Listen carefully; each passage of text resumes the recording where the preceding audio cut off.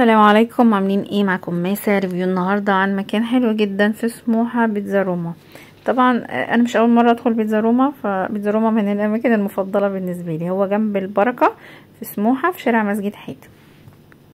اكله نضيف جدا، حلو جدا، الطعم حلو جدا، وبيعمل عروض دايما. الاسعار اهي بقى زي ما انتم شايفين ما شاء الله، والاحجام جميله جدا.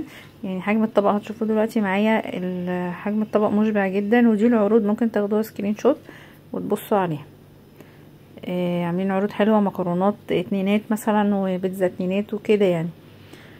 ده طبق الكريسبي مع رز حلو جدا، يشبع فرد ويكفي ويفيد، ومع فرايز، ومعاه عيش، ومعاه توميه، ومع كاتشب زي ما انتم شايفين كده. يعني الطبق اللي شفتوه ده كان ب130 جنيه. اكل بينزل سخن جدا ونضيف زي ما انتم شايفين كده، وطعمه حلو جدا. يعني الفراخ ما شاء الله طعمها حلو، كريسبي او الزنجر الاتنين كانوا احلى من بعض. والرز طبعا طعمه حلو، والبيتزا زي ما انتم شايفين. انا مش هتكلم، الجبنه في حته تانية. دي الاسعار، احنا كنا 10 افراد ودافعين 1300 جنيه. هما بياخدوا بس 10% خدمه على اجمالي السعر. لايك وشير بقى لو عجبكم الفيديو، بحبكم كتير كتير، والسلام عليكم.